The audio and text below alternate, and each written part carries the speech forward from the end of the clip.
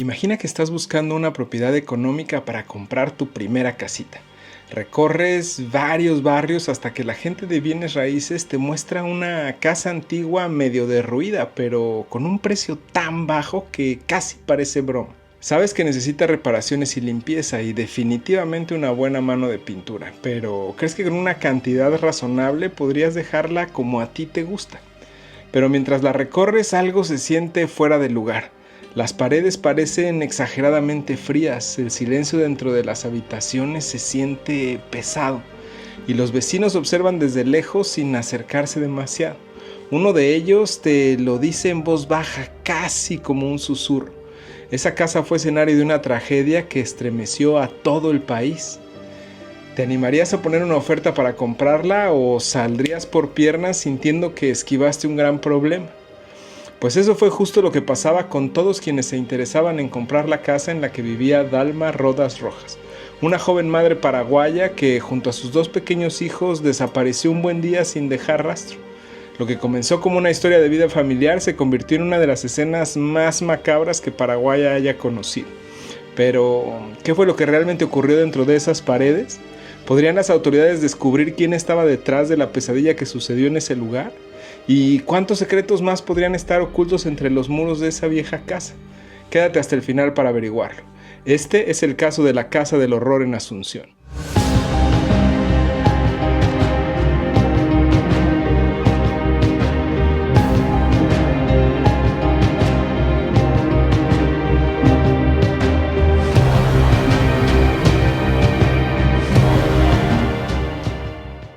¿Qué onda, Friolento? ¿Cómo estás? Ayer fue viernes, lo que significa que hoy es sábado de crimen, persecución y castigo. Si eres nuevo por aquí, bienvenido. Yo soy Luis y los sábados me siento frente a mi cámara y platico sobre algún caso criminal real que me ha estado dando vueltas en la azotea. Si tú como yo disfrutas de los casos de crímenes reales contados por personas reales en lugar de una voz generada por computadora, viniste al lugar correcto porque eso es todo lo que hacemos y subimos videos una vez por semana. Si ya has pasado por aquí antes y ya eres miembro de nuestra comunidad friolenta, muchísimas gracias por darte el tiempo de ver nuestros videos, de regresar cada sábado o cuando sea que nos veas. Si nuestro contenido te gusta y aún no lo has hecho, suscríbete. Para ti es totalmente gratis y a nosotros nos ayuda un montón. Este canal no sería lo mismo sin cada uno de los friolentos que se van sumando. Gracias. Ahora, déjame platicarte sobre el caso de hoy.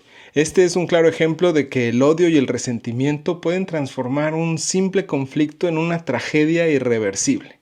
¿Interesado? Bueno, pues tráete un cafecito, unas galletitas, acomódate en tu sillón favorito y vamos para allá.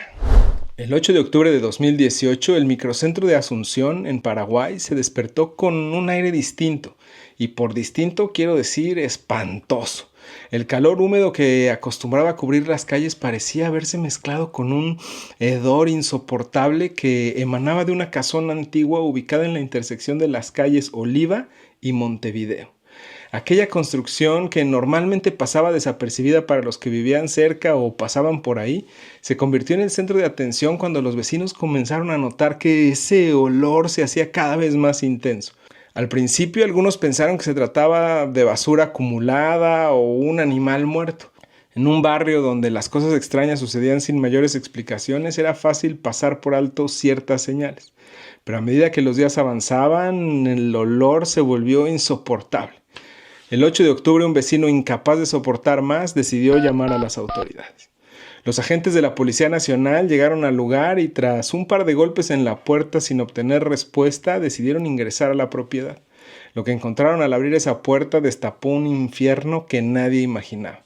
Las ventanas selladas y el aire denso en el interior de la casa parecían haber encapsulado aquel olor por días. Bastó un par de pasos dentro del recibidor para que los oficiales supieran que lo que iban a encontrar no sería fácil de digerir.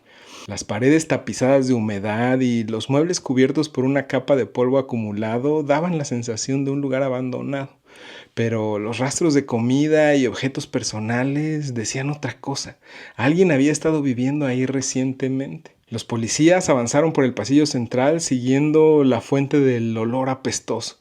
Fue un pequeño baño del patio trasero donde se encontraron con el primer hallazgo.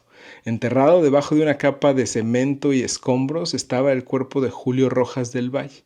El avanzado estado de descomposición dejaba en claro que había estado ahí por varios días, sellado en un improvisado sepulcro dentro de la misma casa en la que habitó por años. Los agentes, alarmados por el hallazgo, decidieron expandir la búsqueda al resto de la casa. La atmósfera densa y el silencio sepulcral del lugar parecían envolver cada paso que daban. Fue en ese momento cuando, al inspeccionar el baño principal, encontraron una fosa improvisada. Dentro de ese hueco cavado en el suelo se hallaron los cuerpos de Elba Rodas, de Dalma Rojas Rodas y de sus 2 hijos, Cristian Santino y Saulo Pío Nair. 5 cuerpos en estado de descomposición, enterrados bajo una leve capa de tierra y cemento en el interior de la misma casa que durante meses había pasado desapercibida para todos. El descubrimiento fue espantoso, no solo por el número de víctimas, sino por la forma en que se intentó ocultar el crimen. Cemento fresco, tierra removida y un intento desesperado por enterrar el horror bajo el suelo de un baño. Las autoridades, visiblemente impactadas, acordonaron la zona y comenzaron una investigación que sacudiría los cimientos de Asunción y revelaría los secretos más oscuros de la familia Rojas Rodas. Y para estas alturas seguro ya te estás preguntando, ¿quiénes eran los Rojas Rodas, Luis? ¿Qué había sucedido dentro de esas paredes? ¿Quién era capaz de un acto tan atroz? Y sobre todo, ¿quién tenía el poder y la sangre fría para enterrar a una familia entera en su propia casa? Esas fueron las mismas preguntas que se hizo la policía, y la respuesta, mi querido Friolento, estaba mucho más cerca de lo que imaginaban. Pero no me adelanto, pues para entender con claridad el infierno que se había desatado en la vivienda, que a partir de esa fecha todos conocerían como la Casa del Horror, es necesario conocer un poco más de la familia que ahí vivía. Pues a pesar de que los 5 habían sido víctimas de un crimen brutal, probablemente los 2 niños pequeños eran los únicos con un expediente limpio. Empecemos por los padres. Julio Rojas del Valle y Elba Graciela Rodas conformaban una pareja que, tras una fachada de normalidad, ocultaba una vida marcada por actividades delictivas. Desde principios de la década de los 2000, ambos estuvieron involucrados en múltiples crímenes, incluyendo estafas, falsificación de documentos, apropiación indebida de propiedades y posesión de drogas. No eran simples estafadores, su esquema estaba calculado y con la práctica lo habían perfeccionado. Uno de sus métodos más notorios consistía en recolectar cédulas de identidad extraviadas para falsificar documentos.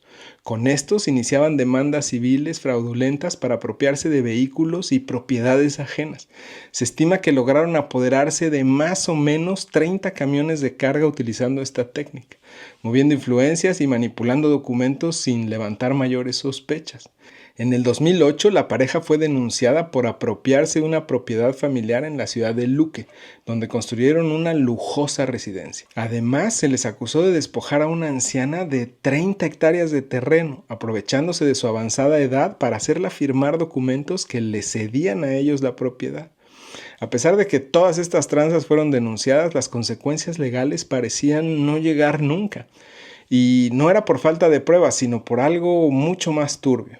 Julio y Elba tenían conexiones profundas dentro del sistema judicial paraguayo. Según algunos testimonios, mantenían relaciones con jueces y fiscales que les permitían evadir procesos judiciales y eliminar obstáculos legales. Elba Rodas se presentaba como asistente fiscal de Armando Giussio, quien fuera ministro del Interior y senador, y mantenía un contacto constante con él. Los tentáculos de influencia de la pareja también alcanzaban a otros fiscales. En una ocasión, Elba Rodas denunció al agente fiscal Humberto Joudín por acoso sexual, un movimiento que según rumores podría haber sido una estrategia para presionarlo y seguir aprovechando su influencia. Las acusaciones de estafas y manipulación de documentos continuaron por años, al igual que los rumores sobre sus actividades ilegales, pero ninguna de esas causas avanzó significativamente. Cada intento de la justicia por investigarlos o llevarlos a juicio parecía desvanecerse entre documentos extraviados y expedientes mal gestionados. Era como si una mano invisible borrara cada rastro que los comprometía. Los Rojas Rodas se movían por Asunción con la confianza de quienes se saben intocables, como si las leyes fueran una molestia menor que podían evadir con una llamada o un favor bien pagado. Sin embargo, el imperio que construyeron sobre bases corruptas y conexiones ilegales comenzó a tambalearse cuando la adicción al juego de Julio se salió de control. Las apuestas, los préstamos ilegales y las deudas acumuladas en los casinos de Asunción fueron el principio del fin. Las influencias que antes les protegían comenzaron a esfumarse cuando el dinero dejó de fluir como antes. Las estafas ya no eran suficientes para cubrir los agujeros financieros que Julio dejaba tras cada jugada, y las amenazas comenzaron a acumularse. A principios de la década de los 90, Julio y Elba tuvieron una hija a la que llamaron Dalma. Dalma Rojas Rodas creció en un entorno donde lo ilegal era cotidiano y la manipulación era parte del día a día. Desde muy joven entendió que el poder no se obtenía siendo el más fuerte, sino el más astuto. Su infancia estuvo marcada por el caos disfrazado de estabilidad, un espejismo que sus padres lograban mantener a flote gracias a sus influencias y a sus negocios sucios. Y ya te oigo aullar, viejo lobo de mar. Seguro Dalma no fue una niña de cuentos de hadas ni un adolescente que soñara con cambiar el mundo con bondad y cariño, ¿cierto? Y como siempre, mi querido Friolento, tienes toda la razón. Dalma aprendió rápido que para sobrevivir en esa familia había que adaptarse o convertirse en un problema. Ella eligió adaptarse. Desde pequeña acompañaba a su madre a reuniones donde se manejaban temas que en cualquier otro contexto habrían significado la intervención de la ley. Documentos falsificados, propiedades embargadas bajo engaños y planes para extorsionar a personas vulnerables. Aunque muchos en el barrio la recordaban como la chica callada y reservada, quienes lograron cruzar esa primera capa sabían que Dalma no era precisamente un angelito. Ella estaba ahí cuando se fraguaban estafas, aprendiendo con cada movimiento de sus padres y descubriendo cómo torcer la realidad a su favor. Con el tiempo, Dalma comenzó a recorrer su propio camino en el mismo mundo oscuro que sus papás habitaban. Se adentró en la vida nocturna de Asunción buscando no solo independencia económica, sino también un espacio propio en el que ella pudiera moverse con libertad. No tardó en sentirse cómoda en clubs nocturnos, donde comenzó a hacerse un nombre como bailarina exótica. Era hábil para tejer redes de contacto y sabía cómo aprovechar cada oportunidad. Si bien algunos la veían como una víctima de un entorno difícil, la realidad era mucho más compleja. Dalma no solo se adaptó al ambiente criminal de su familia, lo abrazó y lo hizo suyo. Sus presentaciones en clubs nocturnos no eran solo un medio de subsistencia, sino una forma de mostrarse fuerte, de dejar claro que ella era capaz de moverse entre personajes peligrosos sin perder el control. Las relaciones sentimentales que mantuvo también reflejaban su dualidad. Se involucró con hombres ligados a negocios turbios, creando alianzas que le aseguraran cierto nivel de protección. Sabía cómo manipular sus propias circunstancias para mantenerse en una posición ventajosa. Entre rumores de fiestas privadas, acuerdos tras bambalinas y alguna que otra transacción clandestina, Dalma se hizo conocida en ese círculo que mezclaba poder y decadencia. Pero no nos equivoquemos, Dalma no era una marioneta en manos de sus padres, sino una pieza activa en el tablero de corrupción que habían construido todos juntos. Se movía con una mezcla de astucia y audacia, aprovechando su atractivo para obtener información y su habilidad para hacerse pasar por alguien vulnerable cuando la situación lo requería. En medio de este complicado estilo de vida, Dalma conoció a Ever Barrios, un hombre que, según cuentan, compartía su gusto por los excesos y el dinero fácil. La relación no estuvo exenta de polémica. Se decía que Ever estaba relacionado con negocios ilícitos y tenía la habilidad de moverse en los mismos círculos turbios que la familia Rojas Rodas. El vínculo entre Dalma y Ever se fortaleció rápidamente. En cuestión de meses, la pareja vivía junta y pronto Dalma quedó embarazada.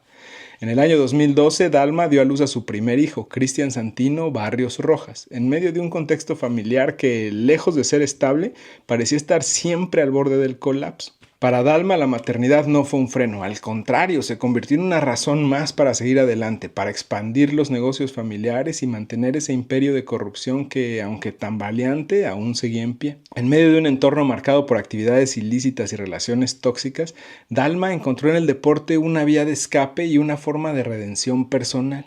Su incursión en el mundo del kickboxing no solo le proporcionó disciplina y enfoque, sino que también permitió construir una identidad propia, alejada de las sombras de su familia.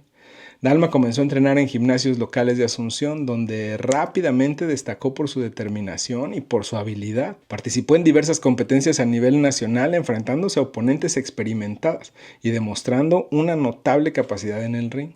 Su estilo agresivo y su resistencia física la llevaron a obtener varios reconocimientos en torneos regionales, consolidándose como una de las promesas del kickboxing femenino en Paraguay. En el 2014 dio a luz a Saulo Pío Nair Rojas, su segundo hijo.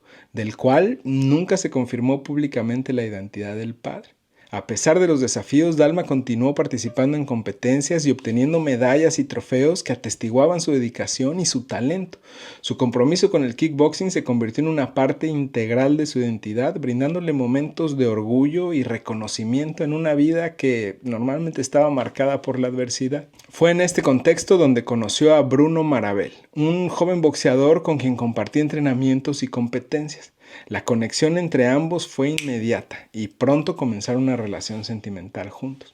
Compartieron no solo el amor por el deporte, sino también la esperanza de construir un futuro diferente. Bruno Marabel nació y creció en un entorno modesto, en un barrio periférico de Asunción. Desde muy joven se interesó por los deportes de contacto. El boxeo fue su primer refugio, una válvula de escape que, según quienes lo conocieron en esa época, le permitió canalizar una agresividad latente. A pesar de su apariencia tranquila y su actitud reservada, Bruno tenía un carácter explosivo, algo que se potenciaba sobre el ring donde descargaba su frustración sin reservas. Los entrenadores que trabajaron con él hablaban de su disciplina y dedicación, pero también de su temperamento inestable. No era raro verlo discutir con otros boxeadores por cuestiones mínimas, y más de una vez fue apartado de las competencias por su comportamiento violento. Sin embargo, su talento era innegable. Participó en varios torneos locales, logrando un par de títulos en categorías amateurs, lo que le permitió hacerse de un nombre en ciertos círculos del deporte. Al inicio de la relación entre Dalma y Bruno, la familia de Dalma todavía contaba, al menos en cierta medida, con esas influencias y recursos que les permitían tener el control sobre sus esquemas de corrupción y estafa. Sin embargo, como ya te platicaba, todo ese control empezó a desmoronarse cuando el dinero dejó de fluir. Las apuestas del papá, las deudas acumuladas y las amenazas constantes se convirtieron en un lastre que Dalma no podía manejar sola. Lo que alguna vez fue una red de contactos dispuestos a ayudarla, pronto se tornó en una lista de nombres a evitar, personas que ya no querían asociarse con alguien cuyo poder se desvanecía a pasos agigantados. La caída fue rápida. En el 2016 tuvieron que salir de su mansión en Luque, pues no había forma que pudieran seguir manteniendo su caro estilo de vida. El cambio de la casa en Luque a la casona abandonada en el microcentro de Asunción fue un golpe a su orgullo, un recordatorio de que la vida que habían construido era mucho más frágil de lo que pensaban. Pero Dalma no perdió la actitud. Para ella, esa casa era solo un refugio temporal, un paso más antes de volver a levantarse. Sin embargo, la realidad era otra. La casa en Oliva y Montevideo no era el escondite perfecto que esperaban. Los vecinos ya comenzaban a murmurar sobre los nuevos inquilinos que preferían mantener las ventanas cerradas y que rara vez salían durante el día. Las noches seguían siendo su territorio. El poder que alguna vez tuvo parecía disiparse entre las paredes húmedas y los techos derruidos de esa casona. Dalma aún intentaba mantener el control, pero las circunstancias empezaron a superarla. Lo que ella creía que sería un periodo corto de adaptación terminó por convertirse en una espiral que la llevó a enfrentarse con los fantasmas que su propia familia había creado. Y mientras intentaba sostener el equilibrio en una vida que se tambaleaba, no imaginaba que el infierno estaba a punto de desatarse. Al poco tiempo de empezar como pareja, Bruno se fue a vivir con Dalma a la casona de Oliva y Montevideo. Para los vecinos, Bruno era un joven tranquilo, reservado, casi invisible.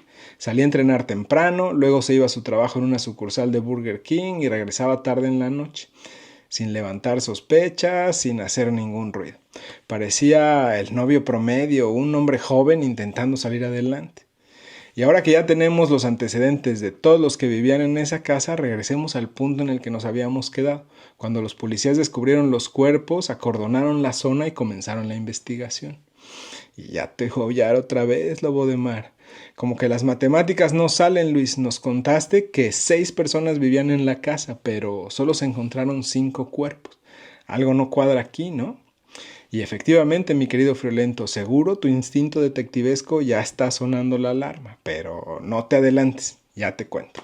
A medida que los días avanzaron, las investigaciones comenzaron a destapar un pasado lleno de contradicciones y claroscuros, empezando porque Bruno, quien se sabía habitaba la casa con la familia Rodas Rojas y cuyo paradero era aún desconocido, había tenido múltiples roces con la ley por agresiones físicas y que sus conexiones en la vida nocturna de Asunción no eran casuales. Bruno no solo se dedicaba al boxeo, también era conocido por frecuentar clubs clandestinos y tener nexos con personajes de dudosa reputación. La relación con Dalma pareció potenciar su lado más oscuro. Testimonios de conocidos afirmaron que Bruno comenzó a controlar cada aspecto de su vida, limitando sus salidas y manteniéndola alejada de ciertos círculos. Lo que en un principio parecía una relación basada en la protección mutua, se fue transformando en un vínculo tóxico, marcado por la manipulación y el miedo. A pesar de las advertencias de algunos allegados, Dalma continuó junto a Bruno, incluso permitiéndole establecerse en la casa junto a su familia. Desde entonces las discusiones se volvieron constantes y los rumores sobre episodios de violencia doméstica no tardaron en aparecer, pero nadie decía nada. El silencio era un lenguaje común en esas calles, un código de supervivencia que pocos se atrevían a romper. Con todos estos antecedentes y testimonios de conocidos y vecinos, Bruno se convirtió en el sospechoso número 1. Cuando los oficiales terminaron de recopilar esta información, de volada solicitaron una orden de captura e iniciaron la cacería. Bruno fue localizado en una vivienda alejada del centro, donde aparentemente intentaba evitar el contacto con conocidos y familiares. Al llegar los agentes, Bruno aún no regresaba de trabajar. Los policías montaron un operativo para arrestar, pero al llegar al lugar, Bruno notó la presencia de la policía y se dio a la fuga. Sin embargo, al poco tiempo fue localizado en la frontera entre Paraguay y Argentina. Sus intenciones probablemente eran escapar al país vecino. Su detención se llevó a cabo sin incidentes. El hecho de que se fugara confirmaba a la vista de las autoridades su culpabilidad, y las primeras preguntas comenzaron a surgir. ¿Por qué lo hizo? ¿Qué lo llevó a cometer semejante atrocidad? Los reportes de la policía narran que durante los interrogatorios iniciales Bruno se mostró frío, calculador y respondiendo con frases cortas y evitando el contacto visual. En un principio negó su implicación, asegurando que había dejado la casa días antes y que no sabía nada sobre los cuerpos. Sin embargo, las pruebas eran contundentes. Las cámaras de seguridad, los testimonios de los vecinos y el rastro digital lo colocaron en el centro del horror. Las preguntas continuaron y con cada respuesta evasiva, la imagen de Bruno como el autor de aquella masacre se fue reforzando. Según el subcomisario de la policía, David Delgado, en una entrevista con ABC Paraguay, la presión de los interrogatorios, el peso de la evidencia y las inconsistencias en su relato finalmente lograron romper las múltiples coartadas que había tratado de presentar. En la entrevista, el subcomisario cuenta el momento de su confesión como un punto de quiebre en el que, con llanto en los ojos y la voz quebrada, con la mirada fija en la mesa y las manos entrelazadas, Bruno comenzó a narrar lo que realmente había sucedido dentro de la casona de Oliva en Montevideo. Según su propio relato, el 29 de septiembre de 2018, la tensión entre él y la familia Rojas Rodas había alcanzado su punto máximo. Explicó que las discusiones eran constantes y que el ambiente dentro de la casa se había vuelto insostenible. Al parecer, uno de los detonadores principales, según la historia que contó Bruno, fue que Elba, su suegra, lo estaba presionando para que pidiera un préstamo del banco para que le diera el dinero y ella pudiera hacer reparaciones a la casa, lo cual a él no le interesaba, pues esa no era su casa y no pensaba invertir en ella. A Elba no le cayó nada bien el rechazo y lo amenazó diciendo que le quitaría a sus padres un terreno que tenían en Itá si él no conseguía el préstamo y que además, usando sus relaciones corruptas con funcionarios del gobierno, lo metería a él y a sus padres a la cárcel. Bruno sabía que ella era capaz de eso y más. Refiriéndose a la situación, Bruno dijo que era un infierno, una de las pocas frases que los oficiales lograron extraerle con un tono distinto al habitual. No se podía vivir ahí, dijo. Fue entonces cuando, según su confesión, el día del crimen, su suegra le exigió una vez más que le diera el dinero o el terreno. Fue ahí que tomó la decisión y en un arranque de ira, sin dar espacio para que reaccionara, se lanzó sobre ella con un cuchillo en mano. Elba apenas tuvo tiempo de gritar antes de que su cuerpo se desplomara en el suelo. Al escuchar la conmoción, Dalma, que para ese entonces tenía 25 años, fue a ver qué pasaba. Al llegar a la sala se dio cuenta de que Bruno acababa de apuñalar a su mamá. La reacción de Bruno al verse descubierto fue atacar a Dalma también. El relato de Bruno fue corto y sin detalles, lo cual para la policía mostraba su capacidad para desconectarse emocionalmente de los hechos. Simplemente dijo que ya no podía seguir con ella, que las cosas se habían salido de control, por lo que se abalanzó sobre ella, estrangulándola primero y luego atacándola también con el cuchillo. Los pequeños Cristian Santino y Saulo Pío fueron los siguientes.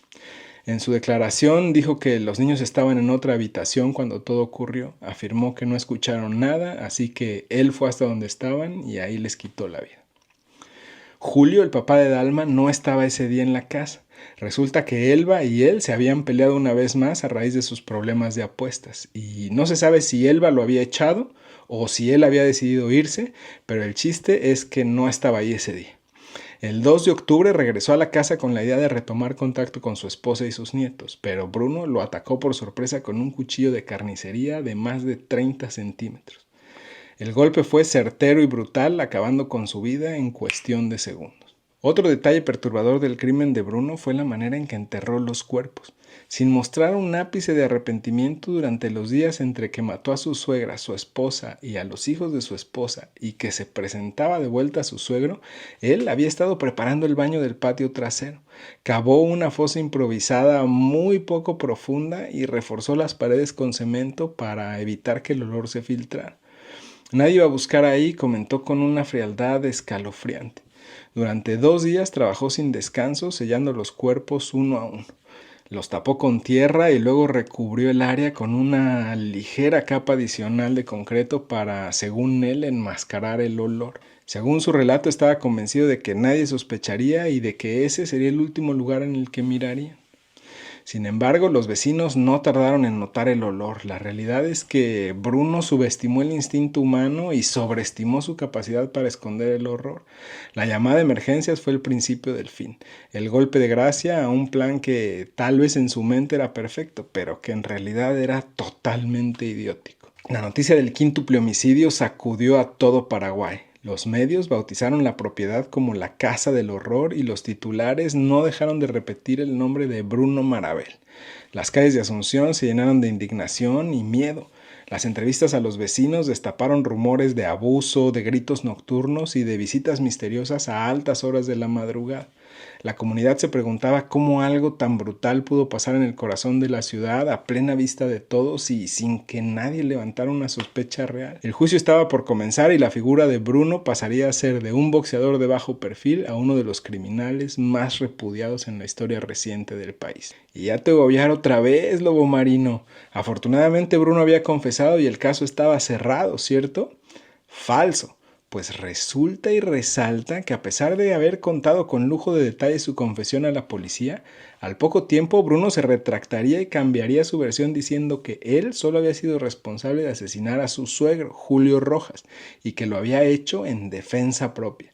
Así que el camino no sería tan fácil como la fiscalía pensaba y comenzaron a prepararse para el juicio. El juicio contra Bruno Marabel comenzó el 22 de septiembre de 2020, en medio de una atención mediática sin precedentes en Paraguay.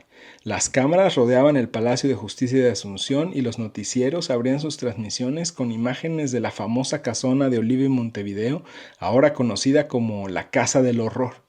Bruno entró al tribunal escoltado por agentes con el rostro inexpresivo y la mirada perdida. La misma frialdad que mostró durante los interrogatorios la trasladó al juicio, una indiferencia que heló la sangre de los presentes. Los fiscales presentaron un caso sólido apoyado en evidencia irrefutable. El primer golpe para la defensa de Bruno llegó con las grabaciones de las cámaras de seguridad, donde se le veía salir de la casa a la mañana que el olor se había vuelto insoportable para los vecinos. Las imágenes mostraban a Bruno con una mochila al hombro, caminando apresuradamente y mirando sobre su hombro como si temiera ser descubierto. Durante el juicio, Bruno continuó intentando desvincularse de la mayoría de los crímenes, alegando que su confesión inicial había sido obtenida bajo presión y que él solo había matado a su suegro y que, como había dicho antes, había sido en defensa propia. Según su testimonio, el 2 de octubre del 2018, Julio lo había atacado con un cuchillo durante una discusión en la casa. Bruno afirmó que tras defenderse, Rojas le confesó que él había asesinado al resto de la familia y que sus hermanos se encargarían de vengar su muerte. Además, Bruno sostuvo que no mantenía una relación seria con Dalma, minimizando su vínculo con la familia. Afirmó que no sabía que los demás miembros de la familia estaban muertos hasta que la policía descubrió los cuerpos y que su presencia en la casa después de los hechos se debía a la confusión y al miedo. Hazme el refabrón, cabor. ¿Cómo puedes estar en una casa donde hay 4 cuerpos pudriéndose, al grado en el que los vecinos detectan el olor y tú decir que no te habías dado cuenta? La defensa también argumentó que la confesión inicial de Bruno fue obtenida bajo coacción y que no se le permitió el acceso adecuado a representación legal durante los interrogatorios. Sin embargo, estas afirmaciones fueron desmentidas por el tribunal, que consideró que las pruebas presentadas eran concluyentes y que la confesión coincidía con los hallazgos forenses y las evidencias digitales. Uno de los testimonios más impactantes fue el presentado por una vecina de la casona. La mujer relató que en los días previos al hallazgo de los cuerpos había escuchado discusiones acaloradas y gritos provenientes del interior de la vivienda. En su declaración afirmó haber visto a Bruno salir en la madrugada con ropa manchada y una expresión de desesperación en el rostro. Dijo que lo había visto directamente a los ojos, pero que él no le había devuelto la mirada, como si quisiera desaparecer. A este relato se sumó el de un excompañero de Bruno en el gimnasio. El joven declaró que días antes de que se descubrieran los cuerpos, Bruno le comentó entre bromas que estaba pensando en un cambio radical y que las cosas en su vida iban a tomar un giro completo. En ese momento nadie lo tomó en serio, pensaron que se trataba de una charla típica entre boxeadores. Hoy esas palabras resonaban con un significado completamente distinto. El juicio duró varias semanas, tiempo en el cual las pruebas se acumularon de manera abrumadora contra Bruno. La defensa intentó, sin éxito, argumentar que Bruno había actuado en defensa propia y que las muertes habían sido un accidente que se salió de control. Sin embargo, la narrativa no convenció al jurado y el 1 de noviembre de 2020, Bruno Marabel fue declarado culpable del quíntuple homicidio y condenado a 40 años en prisión. El veredicto fue recibido con aplausos y gritos de justicia por parte de los familiares de las víctimas y de los vecinos del barrio. La figura de Bruno, que alguna vez fue un joven prometedor en el mundo del boxeo, quedó para siempre marcada como el monstruo que habitó la casa del horror. Tras la sentencia, Bruno fue trasladado a una prisión de máxima seguridad en Paraguay, donde al día de hoy cumple su condena aislado y bajo constante vigilancia. Su nombre, ahora sinónimo de terror, quedó grabado en la memoria de un país que aún no termina de asimilar el horror que ocurrió en aquella casona. Tras la sentencia de Bruno, el eco de lo ocurrido en la casona de Oliva y Montevideo continúa resonando en la memoria colectiva de Asunción. La comunidad aún no logra olvidar el olor apestoso que denunció el crimen ni el silencio incómodo que reina en aquel lugar desde hace tanto tiempo. Para los vecinos, el inmueble dejó de ser una casa común y se transformó en un recordatorio constante de lo que ahí sucedió. La Casa del Horror, como fue bautizada por los medios, permanece abandonada después del juicio. Sus ventanas clausuradas y su fachada deteriorada se convirtieron en un símbolo de decadencia y muerte. Nadie se atreve a acercarse demasiado. Algunos incluso evitan pasar por esa calle convencidos de que algo maligno aún habita entre esas paredes. Las leyendas urbanas no tardaron en surgir. Los rumores sobre luces que se encienden en el segundo piso y sombras que se mueven por los pasillos en plena madrugada alimentan el misterio que envuelve la propiedad. Las familias cercanas comenzaron a contar historias sobre ruidos provenientes del interior, puertas que se cierran de golpe y susurros que se escuchan cuando el viento azota los ventanales. Hoy la casona sigue en pie, abandonada, cubierta por grafitis y maleza que crece sin control. Se ha convertido en un destino para curiosos y periodistas que buscan captar un fragmento de esa oscuridad que alguna vez habitó dentro de esos muros. Las ventanas rotas y la puerta sellada con tablas de madera son los únicos testigos del paso del tiempo. Si me preguntas a mí, mi querido Friolento, yo creo que 40 años por el crimen cometido son una verdadera ganga. Sobre todo porque 2 de las 5 víctimas eran niños. No me cabe en la cabeza que alguien tenga tanta maldad como para poder quitarle la vida a nadie, pero mucho menos a un niño. Eso nunca lo podré entender. En fin, espero que este video haya cumplido con la intención de entretenerte, que el caso te haya parecido interesante y que te dé la oportunidad de reflexionar. Si fue así, dale un clic al botón de me gusta. Y si quieres ver y escuchar otros casos presentados de esta forma, te invito a que te suscribas al canal y actives todas las notificaciones para que no te pierdas ninguno de nuestros episodios. Si crees que el caso podría ser útil para alguien más o simplemente le gustaría escucharlo, compártelo e invítalo a checar el canal para que siga creciendo nuestra comunidad friolenta. Si hay algún caso en especial que te gustaría ver por aquí, déjame un comentario y le doy una checada para incluirlo en un video futuro. Sin más, aquí le corto. Nos vemos la próxima. Soy Luis y te veo por acá en el próximo sábado de Crimen, Persecución y Castigo. De aquí a entonces, toma buenas decisiones.